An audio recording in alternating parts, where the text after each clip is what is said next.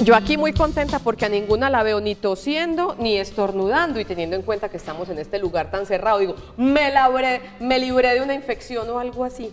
Hoy vamos a hablar de un tema supremamente importante. Ustedes alguna vez se han preguntado, yo cómo hago, me da una gripa muy fuerte y yo sé que si se la pego a mi niño, Dios mío, le va a pegar bien duro. A veces es imposible prevenirlo, a veces sí es posible. Hoy vamos a hablar de prevención de contagio de enfermedades y tenemos a dos especialistas del Hospital Pablo Tobón Uribe. A mi derecha está la médica pediatra infectóloga Andrea Restrepo Guzzi. Bienvenida, Andrea, ¿cómo estás? Muy bien, Olguita, gracias. Qué bueno. Y a mi izquierda está Luz María Mazo. Ella es enfermera, magíster en control de infecciones y epidemiología hospitalaria. Mejor dicho, tenemos a dos autoridades en la materia para hablar de prevención de contagio de enfermedades. Pregunta para las dos, ¿es posible prevenir el contagio de enfermedades en el día a día? Claro, es posible y vamos hoy a ver algunas medidas para prevenir las infecciones. Y en los hospitales, Andrea, ese es un tema supremamente importante, tanto para quien está hospitalizado como para quien va a visitar a la persona hospitalizada. Manejan un protocolo bien importante con relación a esto. Sí, en realidad el control y prevención de infecciones es responsabilidad de todos en el hospital, no solamente del personal, sino que también la familia, los visitantes, incluso el paciente, tienen que colaborar con ciertas medidas para prevenir infecciones. Hoy entonces queremos explicarles un poco, aprender ustedes y yo de la mano de estas dos profesoras sobre este tema de control de infecciones. Vamos a enfocarlo como de dos maneras, en la cotidianidad, en su día a día, usted cómo puede ayudar a prevenir infecciones. Y vamos a darles algo así como un ABC de las visitas a los hospitales y a las clínicas, por qué se ponen ciertas restricciones, por qué en las puertas de los hospitalizados a veces hay ciertas tarjetas, se llaman. Sí, carteles. Ciertos carteles que tenemos que seguir al pie de la letra, esas recomendaciones, tapabocas cuándo, cómo estornudar, cómo toser para evitar transmitir enfermedades, cómo lavarse las manos, que es un hecho tan cotidiano, a veces tan olvidado, porque se nos olvida lavarnos seguido, y fuera de eso no nos las lavamos bien. De todos esos temas vamos a hablar con Andrea y con Luz María, y les invito a que pasen al sofá para que conversemos. Y a nuestros televidentes, pues como siempre, la gran bienvenida, la alegría de tenerlos en nuestro programa, con ganas de aprender juntos sobre este tema de hoy en Sana que Sana, y de pronto ustedes tienen alguna inquietud con relación a nuestro tema. Por eso les recordamos nuestra línea de WhatsApp, que es el 305-316-6560, 305-316-6560. Seguimos entonces con nuestras invitadas. Luz María, cuando uno habla de asuntos como el H1N1, este tipo de, se pueden llamar que brotes, epidemias, ¿por qué es tan difícil controlarlas? ¿Por qué tan facilito se pasan de un país a otro, de una casa a otra? ¿Por qué a esos pacientes de alguna manera hay que tenerles cierto cuidado cuando llegan a los centros hospitalarios? Bueno, hay que primero mirar que para producirse una infección en una persona debemos de tener tres elementos. Primero, la fuente de la infección. Dentro de la fuente de la infección puede ser una persona o un equipo inanimado o alguna superficie inanimada donde podamos contener bacterias, virus o hongos. También hay que tener otro elemento importante, que es la transmisión, la forma de transmisión del microorganismo. Yo voy apuntando, es la fuente, la forma de transmisión. La forma de transmisión, la forma de transmisión, tenemos tres formas de transmisión importantes, que es la forma aérea, la transmisión por gotas y la transmisión por contacto. La de contacto, que es la más común, y ahorita podemos hablar un poquito más de esto. Perfecto. Y el otro elemento es la persona susceptible a la enfermedad, que somos todos, pero hay unas personas más susceptibles que otras. Por ejemplo, las personas enfermas, los que están en los hospitales, donde están recibiendo antibióticos, quimioterapia u otros medicamentos inmunosupresores como los esteroides. o que han recibido o que han estado en cirugías grandes que pueden estar susceptibles a infecciones. Como cuando dicen que tienen las defensas bajitas. Bajitas, exactamente. Y también en las edades extremas, como son los niños y las personas adultas, que también tienen pues como se dice, las defensas bajitas. Entonces tenemos que tener estos tres elementos.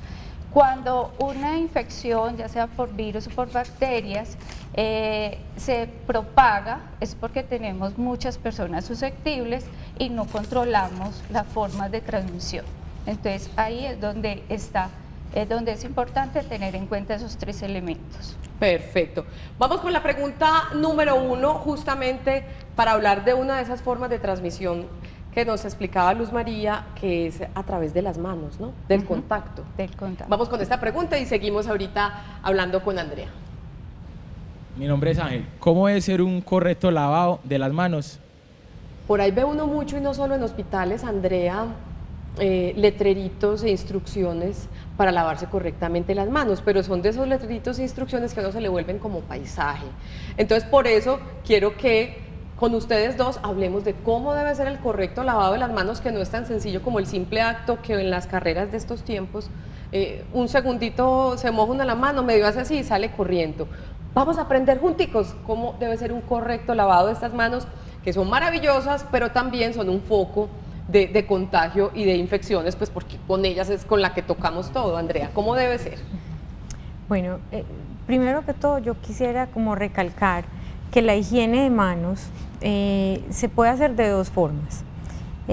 Primero, lavándose las manos con agua y jabón o friccionándose las manos con productos a base de alcohol, que ahora uno los consigue muy fácil pues en cualquier parte. La higiene de las manos es el método más eficaz, más barato y más fácil para prevenir infecciones. Entonces un correcto lavado de manos se puede hacer de cualquiera de las dos formas, y lo importante es pues tener una buena cantidad de producto, bien sea el gel de alcohol o los productos a base de alcohol o jabón, y hacer pues como pasar el producto por toda la superficie de las manos.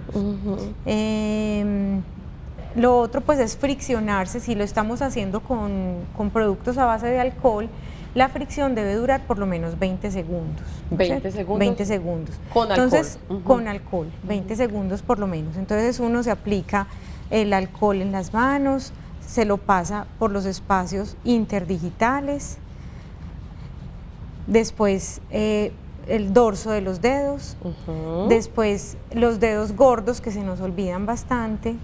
Total. Y por último, las punticas de los dedos, que también son como las partes en donde más microorganismos o bacterias o virus podemos llevar. Y ahí de alguna manera con esa última friccioncita también las uñitas se están limpiando un poquito, porque de pronto también ahí se guardan. Pues las uñas se deben mantener siempre, por lo menos en el hospital, siempre cortas o sin maquillaje, pues, o sin barniz que sea oscuro para poder ver el mugre, y las debemos tener limpias. En realidad esa higiene de manos no incluye las uñas, sino que suponemos que las uñas deben estar limpias. Si hay mugre, antes de hacer eso que les acabo de decir, hay que sacar el mugre de las uñas. ¿Queda uno igual de limpio si utiliza bien el antibacterial? Podemos llamarlos así, ¿cierto? Que son como los que últimamente están como muy de moda. ¿Queda uno igual de limpio si realiza bien ese proceso, como Andrea nos lo indicaba, que si lo hiciera con agua y con jabón común y corriente? Pues a ver, lo que pasa es que ese antibacterial, los productos a base de alcohol, se deben usar en manos visiblemente limpias. Eso es muy importante, porque el alcohol se inactiva cuando hay material orgánico en las manos. O sea, si yo tengo mugre visible en las manos, suciedad visible, lo que debo hacer es un lavado de manos. Si tengo las manos así visiblemente limpias, puedo utilizar los productos a base de alcohol. Perfecto. Y es mucho más eficaz el alcohol. Es decir, si yo tengo las manos visiblemente limpias, obviamente hay bacterias que no se ven, pero que están ahí, El alcohol es más eficaz matando bacterias que el agua y el jabón. Y sería gol si uno se las lava primero con agua y jabón y después remata con un poquito de antibacterial, o ya es exageradito. Sí, ya es exagerado. No se No es necesita. suficiente, no es necesario. No se necesita. Perfecto, es una recomendación bien importante. ¿Y cada cuánto debe uno lavarse las manos? Mis queridas especialistas en el tema. Pues yo creo que frecuentemente, ¿no es cierto? No hay pues no hay un tiempo en que uno diga, me tengo que volver a lavar las manos o volver a usar el producto de alcohol. La respuesta yo creo que depende de la necesidad, ¿no es cierto? Entonces, si yo estoy en casa, entonces hay momentos claves para lavarse las manos, por ejemplo, antes de cocinar, después de ir al baño, siempre que entro de la calle, los niños cuando vienen del parque o después de tocar las mascotas.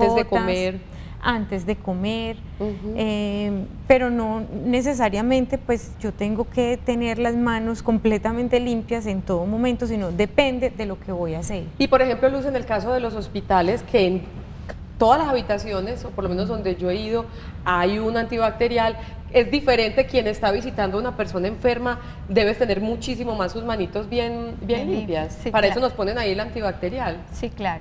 Entonces, pero en la parte asistencial tenemos 5 momentos, donde los 5 momentos para la higiene de manos, donde tenemos que siempre tener claro. El primer momento es antes de tocar al paciente. Cuando llega una persona, ya sea un personal asistencial o cualquiera que llega a hacerle visita, debe hacerse higiene de manos. Como decía la doctora, si tengo las manos visiblemente sucias, vamos a hacerlo con agua y jabón. Si tengo las manos visiblemente limpias, lo puedo hacer con el alcohol para fricción. Ese es el primer momento. El segundo momento, que es muchos para los trabajadores de la salud, que es antes de realizar un procedimiento aséptico, por ejemplo, darle algún medicamento, aplicarle algún medicamento o cualquier procedimiento. El tercer momento es después de tocar cualquier líquido o fluido corporal con el paciente. Por ejemplo, cambiamos la sonda vesical, tuvimos contacto con orina, con sangre, también es otro momento. El otro momento es después del contacto con el paciente, porque igual si yo tengo el contacto con el paciente, yo me tengo que hacer higiene de manos para tocar cualquier superficie u otro paciente. Y el quinto momento es después del entorno del paciente, después de que yo salga de tocar las superficies del paciente, ya sea la mesa, una bomba de infusión o cualquiera que esté visitando al paciente, se debe hacer higiene de manos para salir de la habitación. Y para terminar, Andrea, con el tema de las manos, si tengo pulseritas, si tengo anillitos, si tengo reloj, todo eso me lo tengo que quitar para que me queden bien lavaditas las manos, supongo. Pues en el hospital sí, o sea, en el medio hospitalario sí. Si, por ejemplo, yo voy a comer en un restaurante, si yo voy a estar en la casa, pues, o sea, puedo aplicar, digamos, el gel encima, pues, de un anillo. Ahora, si hay demasiadas cosas en las manos, es que yo creo que por lógica, ¿no es cierto?, eso no nos va a dejar hacer una buena higiene de manos. Pero en el hospital, pues, sí es obligatorio tener las manos así, sin nada, sin reloj, sin pulseras, sin anillos, para poder hacer una buena higiene de manos. Sin uñas postizas. Sin uñas postizas. Pero en la cotidianidad puede ser muy lógico, pero a veces da perecita quitarse las cosas. Entonces, un recorderis para los televidentes. Manitos bien lavadas. ¿Qué tipo de enfermedades? Yo sé que un montón. ¿Qué tipo de enfermedades se pueden prevenir, Luz María y Andrea, a través de un correcto lavado de manos? De todo un poco.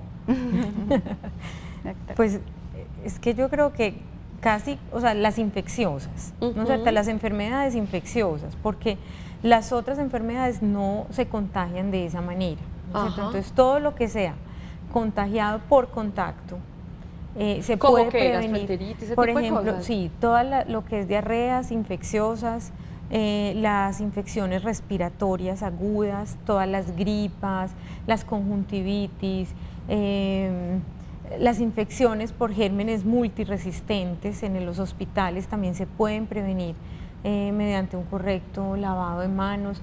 Todas las infecciones asociadas a los dispositivos que se les ponen a los pacientes en el hospital, es decir, el tubo para respirar, la sonda para orinar, la sonda nasogástrica, todas esas infecciones se pueden prevenir con una buena higiene de manos. Pregunta, listo, entonces nos decía Luz María que una de las formas de contagio es el contacto, que lavarse las manos correctamente, como Andrea bien nos explicó, es una manera muy buena y muy sencilla de evitar el contagio de esas enfermedades. Pregunta, en la casa, cuando uno tiene un paciente que está muy enfermito por una gripe, una enfermedad respiratoria aguda, como nos decía Andrea, también hay que tener cuidado con los elementos que este paciente toca y maneja cotidianamente, o sea, cómo debe ser. Una cosa es lavarse las manos, otra cosa es no acostarse en la misma cama o no coger el mismo vaso, ¿cómo se maneja eso? Bueno, hay que tener en cuenta que depende del paciente, ¿cierto? Porque si el paciente está con una enfermedad infecciosa, por ejemplo, una enfermedad respiratoria, ese paciente, esa persona debe tener algunas medidas. ¿Para qué? Para no contagiar a otras de la casa, especialmente niños o personas adultas. Si tengo una persona con una infección respiratoria, la idea es que tenga una mascarillita. Si estoy estornudando, si estoy teniendo muchas secreciones, ponerse una mascarillita mientras el contacto con ese niño o esa persona que tengo al lado. Y también cuando tenga contacto con las secreciones, hacerme el lavado de manos, o sea, me soné, me hago la higiene de manos y ya puedo tocar cualquier otra superficie. ¿Por qué? Porque si yo toco la superficie, después de tocarme mis secreciones, ahí quedan los virus o bacterias, y otra persona que pueda coger ese mismo elemento, con el contacto con sus manos puede llevársela a su nariz, a su boca o a sus ojos, y en esa mucosa puede iniciar también la enfermedad. Y con relación a lo que te preguntaba de los elementos que la persona toca normalmente, no es tener aislado al paciente, pero tener cierto cuidado con esos elementos, ¿o no? Sí, Pregunto desde el desconocimiento. Sí. Una de las precauciones estándar, hay unas medidas de precauciones estándar que todo el mundo las debe conocer para prevenir las infecciones. Dentro de ellas está la higiene de manos, que ya hablamos pues bastante de esto, pero hay otras, que la limpieza y desinfección de las superficies y equipos. Nosotros, después de algo contaminado, la debemos de limpiar y desinfectar. Generalmente usamos el hipoclorito de sodio, como es el blanqueador, o también el alcohol. El alcohol también es un líquido o un desinfectante muy bueno para que mata los microorganismos. Esas son medidas básicas para prevenir las infecciones. Entonces, todo lo que creamos está contaminado, lo debemos desinfectar antes de que otra persona lo utilice. Perfecto, y eso es válido para hacerlo en la casa. También. Perfecto. Una pregunta que nos llega a través de nuestra línea de WhatsApp. Recuerden que hoy estamos hablando de cómo hacer para prevenir el contagio de enfermedades. Estamos con estas dos especialistas del Hospital Pablo Tobón Uribe, y nuestra línea es el 305-316-6560. Inquietudes o aportes con relación a este tema, bienvenidas. Buenos días, muy buenos días. ¿Es verdad que los abrazos y besos de saludo se deben evitar para evitar contagios? Un abrazo para ti, mi querida o querido televidente. A ver, abrazos y besos. Ay, no, yo creo que no se deben evitar. Ok, pues claro. No, yo creo que, a ver,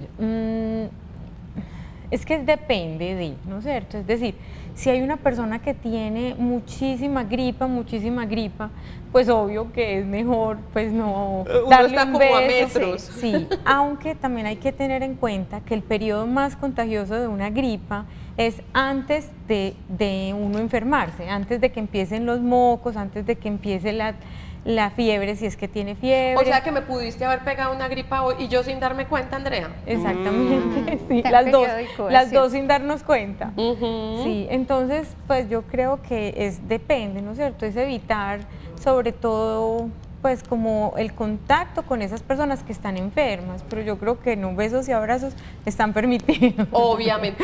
Venga, pero me parece muy interesante ese punto. Entonces, en el caso de la gripa, hablemos de la gripa, que yo creo que es lo que más nos preocupa a todos, porque es lo que más seguidito nos da. Se contagia más fácilmente es cuando todavía uno no sabe que tiene la gripa. Es el periodo más contagioso de la gripa. Pero, Periodo de incubación. pero después también se contagia cuando uno Sí, ya la tiene. también, claro que sí. Y también se contagia bastante por la cantidad de secreciones. Por eso es muy importante lo que decía Luz María, el manejo de secreciones debe ser siempre pues con un pañuelo, con un Kleenex de un solo uso, botarlo y después hacer higiene de manos. Y con el estornudo o la tos siempre cubrirla con un pañuelo, o si no tengo pañuelo a la mano, pues evitar que sea en las manos y hacerlo o en el codo o en el hombro. Se me adelantó ese tema, Marina. Ahorita lo ahondamos. Venga, pregunta, mitos con relación al contagio de la gripe en particular. Uno es, yo le pegué la gripe a mi hijo ya tiene gripe, y yo creo pues que fui yo la que se la pegué, uno que va a saber, entonces relajada porque como es, yo se la pegué a él, él ya no me lo puede pegar a mí. ¿Ustedes han oído eso? Claro, es que no, que tú no me vas a pegar nada, pues si yo fui la que te lo pegué a ti. ¿Verdadero o falso?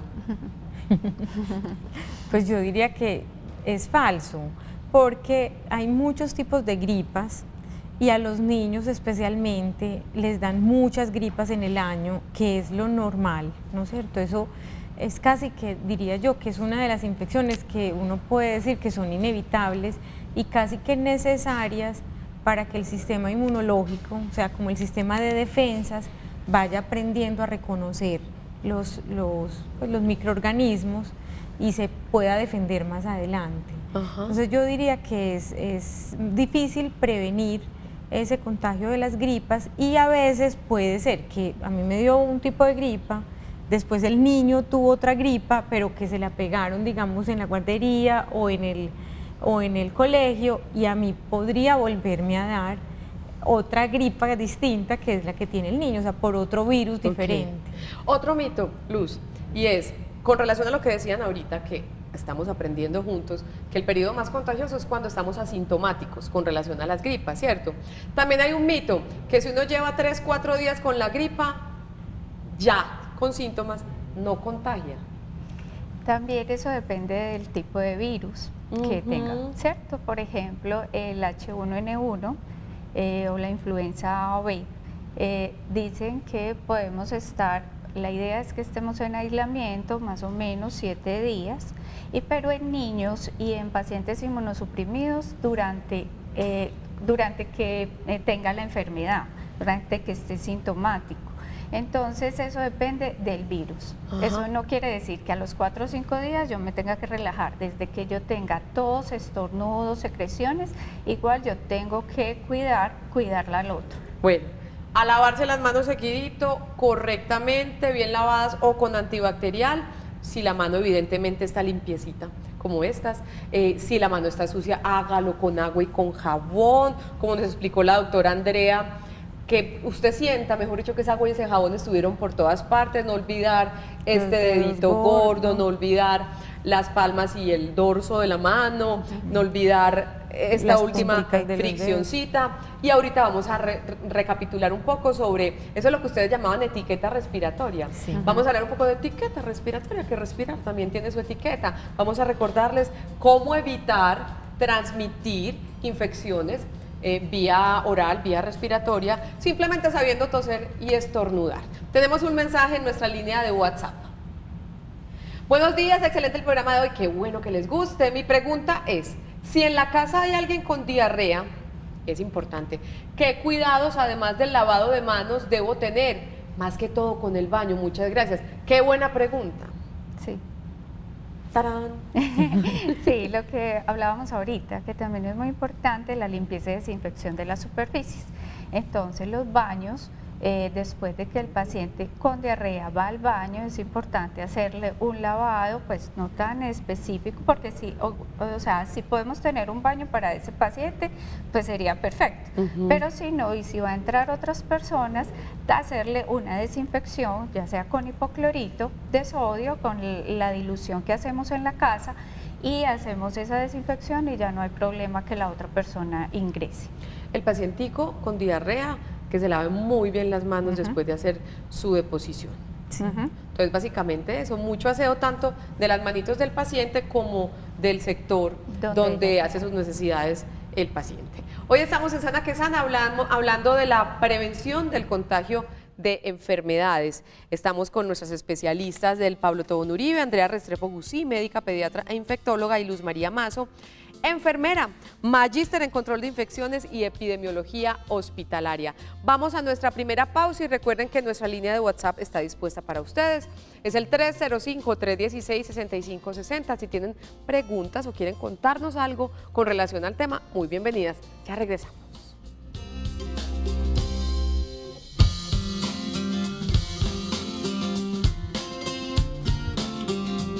Hoy en Sana que Sana estamos hablando de cómo prevenir el contagio de enfermedades. Importancia del uso del tapabocas, adelantándonos, bien retomando un tema que hablábamos ahorita. Su correcto uso puede ayudar a evitar enfermedades respiratorias que se transmiten al hablar, estornudar o toser. Algunas de ellas son gripa, amigdalitis, pulmonía y bronquitis. Recuerden que ustedes pueden ver Sana que Sana en el directo, en las repeticiones a las 11 de la noche, bueno, hoy es miércoles, a las 9 de la noche no les va a tocar trasnochar tanto.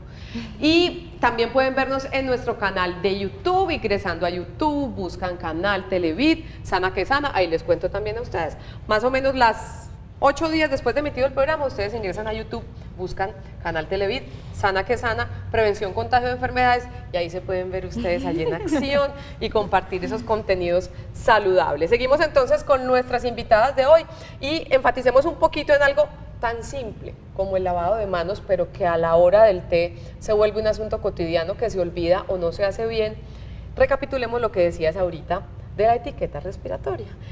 Estornudar y toser definitivamente son las maneras de contagio. Ayer hablábamos con el doctor Héctor Ortega, neumólogo, sobre tuberculosis, y hablaba que la vía aérea, los aerosoles, como lo llamaba él, es lo que más se contagia. Pero esos aerosoles pueden estar un poquito detenidos, ¿verdad?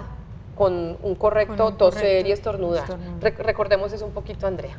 Bueno, básicamente etiqueta respiratoria es eso, es la correcta manipulación o manejo de las secreciones respiratorias cuando alguien tiene gripa o tiene, por algún motivo, está con secreciones.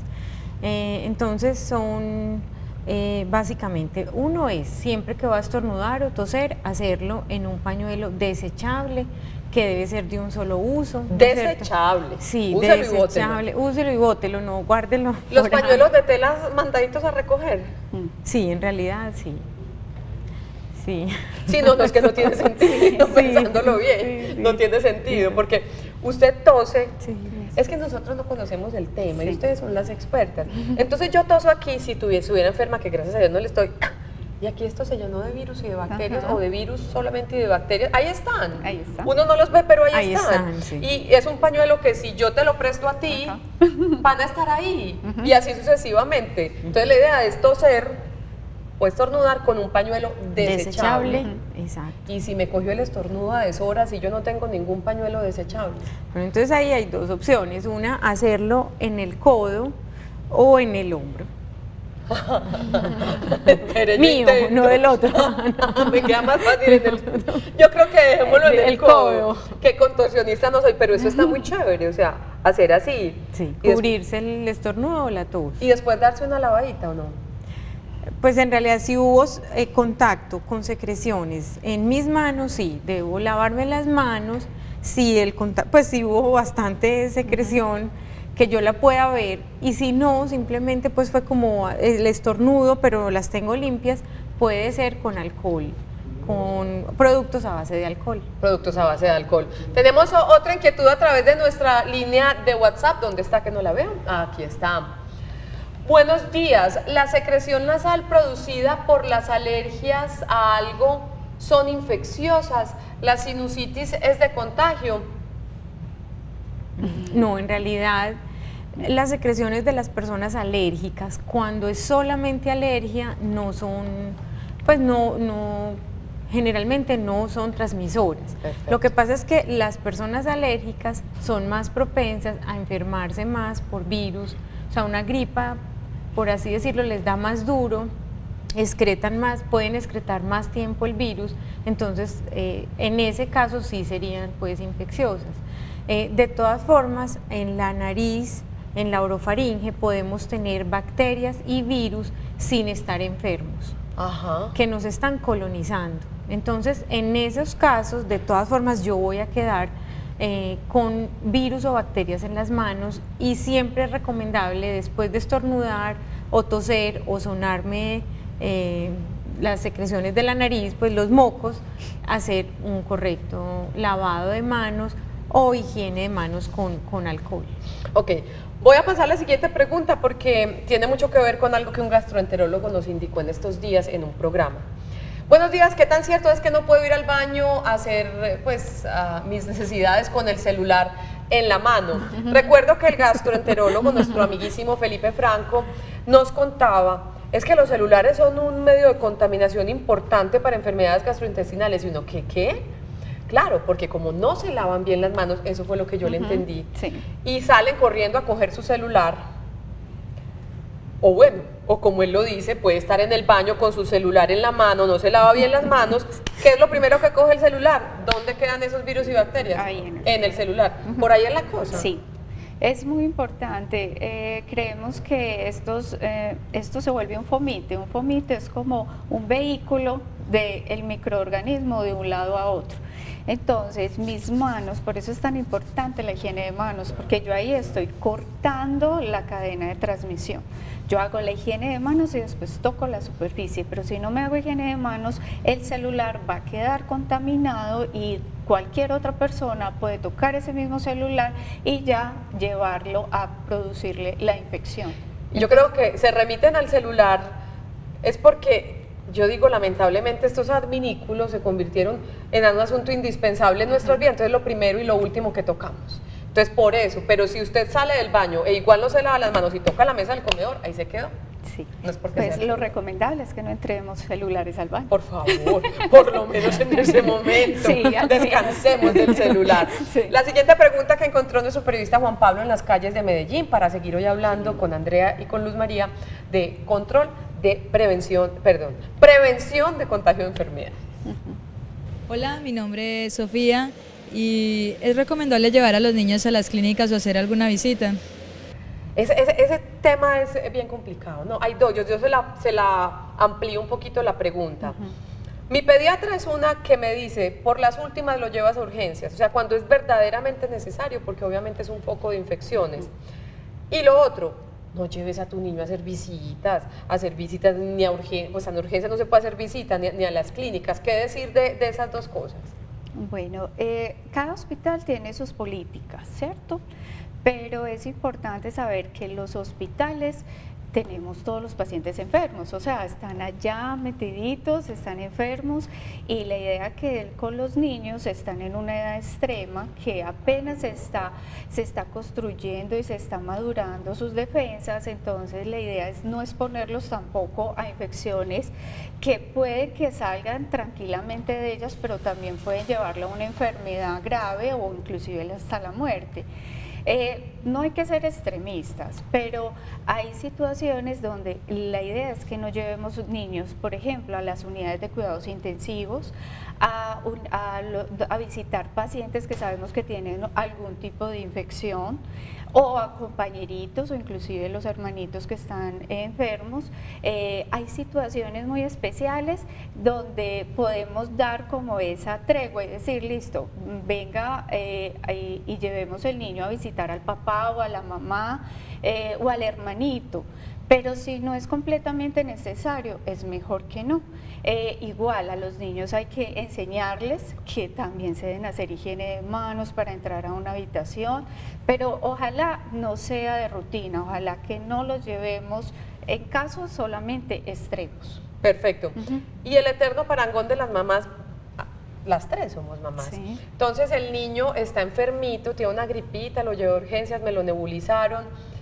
¿Lo mando al colegio o no lo mando al colegio? Si no lo mando al colegio me siento irresponsable y que lo estoy educando como que sea débil y no sea fuerte, ¿no? Pero si lo mando al colegio de pronto y le pego esto a los otros compañeritos, ¿cómo se maneja eso? Pues a ver, las recomendaciones en general son, si el niño tiene una enfermedad que le va a impedir, o una infección, que le va a impedir desarrollar sus actividades en el colegio, pues mejor dejarlo en la casa, porque pierde el sentido enviarlo al colegio. Pero cuando no es tan evidente eso, que uno sabe que tiene la gripita fuerte y que uno es guapo y uno con gripa fuerte tiene que trabajar. Sí, si la gripa es una gripa leve y si, pues en realidad pues no hay una recomendación en el mundo que diga que se deben quedar en la casa, porque pues en realidad los niños pueden tener hasta 10 episodios de gripas al año. Entonces sería una deserción, prácticamente una deserción escolar o muchas faltas de asistencia por gripas. Solamente en casos de que el niño, además de la gripa, tenga fiebre, tenga diarrea, tenga vómito o esté comprometido pues como su estado general, que en realidad no sea capaz de hacer las actividades en el colegio, ahí en esos casos se recomendaría dejarlos en casa, al igual que si hay algún brote en la piel y todavía no se sabe bien cuál es el brote, se recomienda que se queden en casa. Perfecto. No hemos hablado de algo bien importante, niñas, las vacunas, que tú me decías, tenemos que hablar de vacunas para el tema de prevención de contagio de enfermedades. Sí. Bueno, en realidad las vacunas son otra de las formas fáciles y muy buenas de prevenir infecciones. Entonces, en las guarderías, en los colegios, no solamente deben estar vacunados los niños y se debe velar porque el carnet esté completo, sino que los profesores y las personas que están atendiendo a esos niños deben estar vacunados. Hay vacunas para adultos y para adolescentes, porque la inmunidad pues de las vacunas que nos pusieron cuando éramos niños se va perdiendo con algunas vacunas y se necesitan refuerzos en la adultez o en la adolescencia. Entonces es muy importante tener esos carnets de vacunación al día, preguntarle al médico qué vacunas necesita un adolescente o qué vacunas necesita un adulto, sobre todo cuando está al cuidado de niños. Perfecto. La vacuna contra la influenza, que a nosotros como madres, usuarias de ese sistema de salud nos dicen no es obligatoria, ¿qué tan pertinente es, qué tan recomendable es? Y me asegura que mis hijos no van a tener gripa, en mi caso no, mi hijo le ha dado y se le ha puesto. Sí. Doctor. Pues a ver, son como varias preguntas. Sí. La vacuna de la influenza en el calendario de vacunación de Colombia es obligatoria en niños menores de 2 años. Pues más que obligatoria, es gratuita y se recomienda aplicársela a todos estos niños. Además, para personas que están en alto riesgo de que se compliquen por influenza. Entonces, mujeres en embarazo después del segundo trimestre, trabajadores de la salud, personas mayores de 50 a 65 años, no recuerdo bien, 65 años, y otras personas que tienen su sistema de defensas debilitado. Perfecto. Entonces, por ese lado, sí sería, pues más que obligatoria, es gratuita y recomendada en el calendario de Colombia. Y me asegura que no me va a dar influenza. Influenza es sinónimo de gripa, ¿cierto? ¿O no? A ver, influenza otra pregunta. Sí. Es que, a ver, hay muchos virus respiratorios, muchos. Uno de ellos es la influenza. Ok. Entonces, lo que pasa es que tiene unas características especiales y pues yo diría que, como para que nos entiendan fácilmente, es una gripa mucho más fuerte, que tiene más posibilidades de complicarse que otras gripas producidas por otros virus. ¿Y para esa es la vacuna? Para esa específicamente es la vacuna, pero dentro del virus de la influenza hay varios primitos, hay varios subtipos de virus, entonces a veces, aunque yo me haya vacunado, me podría dar influenza. Perfecto. Es lo mismo que hace poquito hicimos un programa sobre el virus del papiloma humano, algo similar. Hay muchos, con lo que es la vacuna, que no alcanza a cubrirlos todos, pero sí un gran porcentaje, o por lo menos los más dañinos. Vamos a nuestra segunda pausa. Ya seguimos en Sana que Sana. Vamos a ir entrando a redondear este tema de hoy, que es prevención de contagio de infecciones. Ya regresamos.